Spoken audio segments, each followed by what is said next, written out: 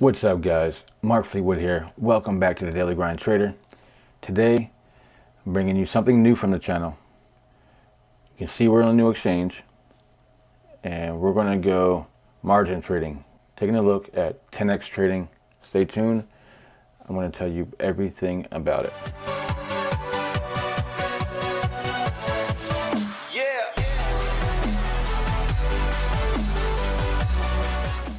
Alright guys, let's get started off with the obvious. I am not a financial advisor. This is not financial advice.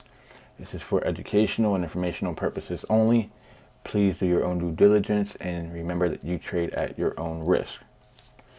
Alright guys, I'm going to do a quick explanation of what margin trading is. So margin trading is the act of getting 10 times your initial investment to trade with. If you have $100 to trade with, you can get $1,000 to trade with 10x leverage. You see here, this little 10x symbol here. I am in margin trading right now.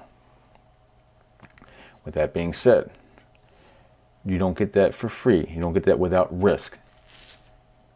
You can buy $25 worth of Ripple and you get $250 worth on leverage. So if you sell at a 6% profit, like here, this breakout trade here was a 6% profit.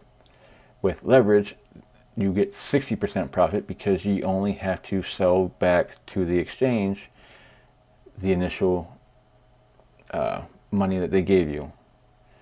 They don't take the profit from that leverage. You get the profit from the leverage. So that's why it's a high profitability. However, the risk for loss is much higher as well, because if it goes down by 5% and you sell at a 5% stop loss, you lose 50%. It works the same way both ways. However, the real kicker is that if you do not set a tight stop loss, there is a liquidation price. There is a set point based on how high your debt is to where the exchange can liquidate your margin account and use all the money in your margin account to pay off the loan and sell your assets so that they don't lose money. Now I'll take a look at my asset in the margin account, what I have right now. I made a mistake. I'll show you that today. I made a mistake on leverage. I'm going to try to make sure I get out of it without too much harm. But Ripple, I currently have 81 Ripple and 32.33% debt ratio. When I bought, so I have $100 of USD tether typically. I bought $25 worth of Ripple and got $250 worth of Ripple. I sold half at $1.66. I bought at $1.567, and I sold at $1.66. So that 60% profit, I sold half. At the time, it looked like the market still had room to grow, so I only sold half at my first target. And I was at work and didn't see this huge drop that just happened. So if I had to hold on to it for a little bit, because my debt is so low right now, because I sold half of it and I paid back, I took the half that I bought or sold and paid off the leveraged amount, or most of it. I only have a very small amount in liabilities, $52 in liabilities. That's why right now the liquidation price is only 24 cents. So it would have to go from $1.50 down to 24 cents before they would liquidate my account. Not going to happen. I will sell at a loss much sooner than that. So always know your debt ratio. Always know what your liquidation price is. Now, and I will now tell you how I trade on leverage. Now again, I don't like to stay in leverage long because of what's happening right now. And it's a perfect example, perfect time. Right now, the market is pulling some major dip. You see this big Bitcoin dip here. When I came back, Bitcoin dropped down to 56. It's starting to recover, but that dropped everything. XRP is the breakout I traded today. So I use a line for the depth of the triangle. So the depth of my triangle is what I use to target my out. So once it breaks out, I put that line there. I know this was a perfect example. This will not happen all the time, guys. It will not happen all the time. But the breakout was exactly the depth of the depth of the triangle was the exact breakout. So it was at 166.633. I said, you know what, let's go 166 and call it even and give myself a little bit of wiggle room. So it actually got almost right on the top of the candle without the wick. I mean, I could have squeezed a little bit more out, but at that point, I think I got close enough to the top. And luckily, XRP is starting to pick back up, and hopefully this buy pressure picks up, and a lot of people are getting a deal right now because it was high. I mean, look how hard that fell. And it fell even more. If this happened at the start, my stop loss was set at 150 right here, 154.728, because it was up here. And I'm thinking if it goes back into the triangle and it breaks this support, actually, I'm sorry, I was at 154.1. I went slightly below the level of support here because it could have gotten to the support. But either way, if it gets back into the triangle, it's likely not going to break up. Sorry, that was a long roundabout way of saying if it goes back into the triangle, you're likely not going to be an outward break. So here, perfect spot to set your stop loss. Don't worry about getting stopped out in leverage. Like, I'd rather get stopped out than to say, oh, well, it went down this far, but then we could have gotten here. If I wasn't already halfway sold out, this would be a severe potential problem for me. Now, even I think at 50% leverage, at 50% debt, it put me around $1 for the liquidation price. Again, you got some wiggle room. You do. 10x is not super tough on wiggle room, but I want to play it safe because even a small loss can get amplified. So we're doing triangle breakouts. I made a video on how to draw these triangles. We go from the top, we go from the bottom of the flagpole.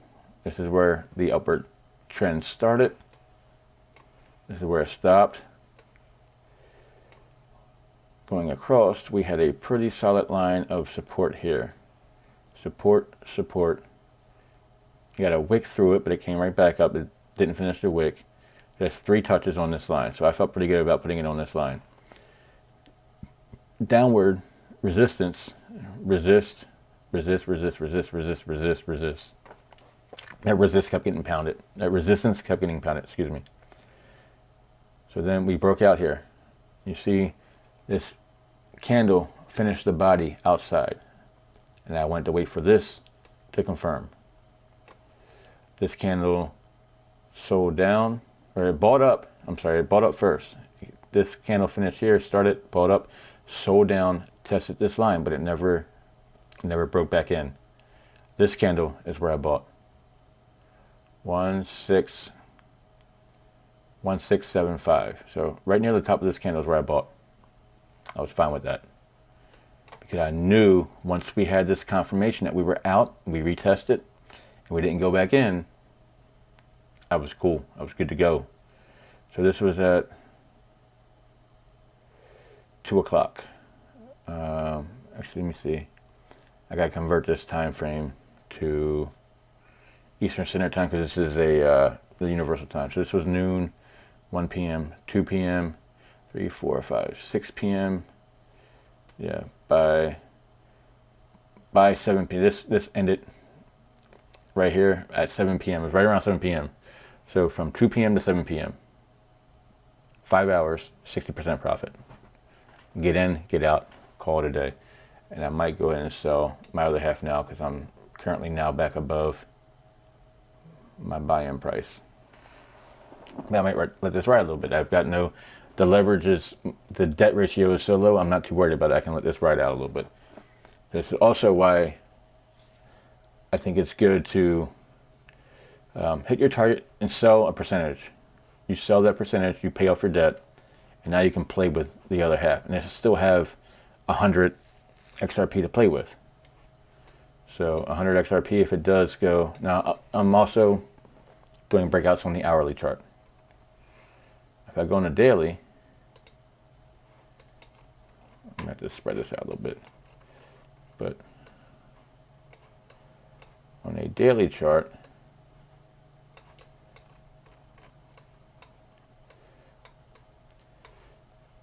XRP is still coming out of a retrenchment. It had the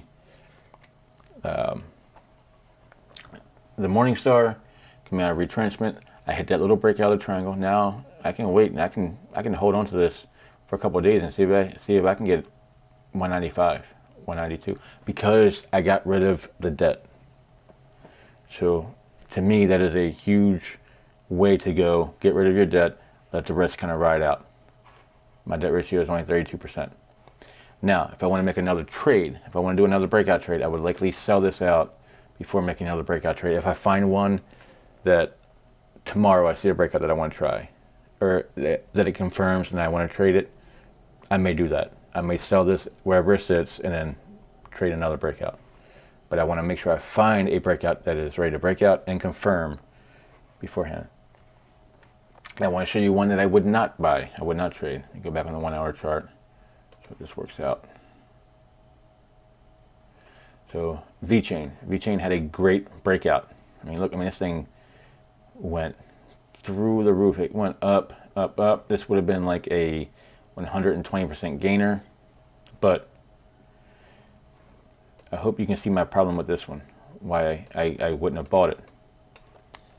Okay. It came up out of, it was right on that resistance line. And it sold down. It faked out the bottom. And I bought all the way up. But it never confirmed. It never, at no point in time, everything on this 1 hour, it's hard for me to buy without a confirmation. I want to see that confirmation. I want to see that this doesn't pull one of these and just come straight right back down and do a fake out. Also, while this is running up, remember Bitcoin a weekend ago.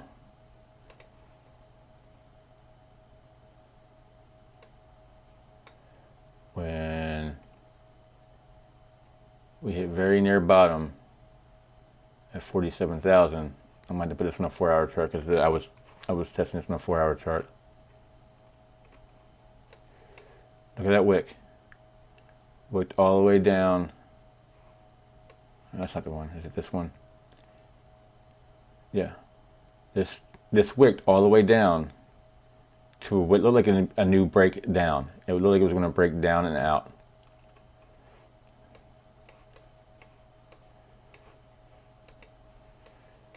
Yeah, so I had drawn another line down, and we had our bear pennant here. And it broke out of the pennant, bought all the way back up to retest, and instead of retesting coming back down, like I thought we were going to hit 45, it flipped and rolled up. So that's why I don't buy long or short without confirmation. Now this one, to break out, it broke up, and it came up again, came down, but it never had to test. It never got all the way back down to the resistance line or support line.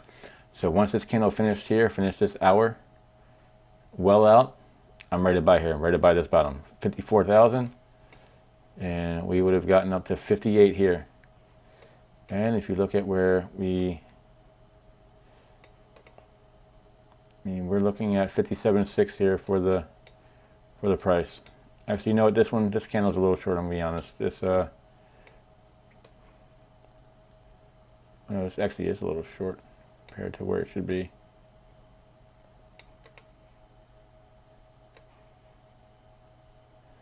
There we go. That's a little bit closer to where it should be. But anyway, guys, that's the breakout I'm looking for. Breakout with confirmation. Without confirmation, sorry, I missed it. Too bad. It happens. Now here on the 4 hour chart, I can, even this would be tough to buy because this one's way out. And I'm gonna stick to the 1 hour because I'm trying to get in and out quick on these. I'm trying to keep my trades quick. DOGE was another one that I saw today, and it was going to happen today. And DOGE, the breakout line, worked out perfect. Looking at 40-cent target, and look at that. DOGE worked out perfectly. Again, you have your descending triangle, have a test, and really it didn't even get halfway through this triangle. It's surprising that it didn't last longer. I thought we'd be another hour or two out before we got out of this triangle, but you know, it's DOGE. People said let's buy it. Somebody probably tweeted it, but again, breakout, test it down. That's all it took. Buy here, buy at 36.5, and sell at 40, and boom, I think 110%, 112% profit there. 12% on 10x leverage, 112% profit. And you have a good way to go. So guys, kind of a long video. I might have to chop this up a little bit, but leverage trading is not for the faint of heart. It is not for those who are who are afraid to take a small loss. You have to take a loss. If you don't take a small loss, you will lose everything. That's what leverage trading is about. The exchange has the leverage, you get to use it, but they will take it if they need to take it. So guys, with that being said, like if you like, subscribe, hit the notification bell. Let me know what you guys think about these shorter condensed breakouts, because these I can find one of these just about every day. Something is going to be in a consolidation and ready to break out. Just about every day there's something there. And even on the hourly chart, if it's only a 6%, that's 60% gain for leverage. So guys, let me know if you want to see more of these, or more of the more long-term, broader view. I don't mind mixing them up, but let me know what you think about these hourly chart videos. So until next time, guys, peace.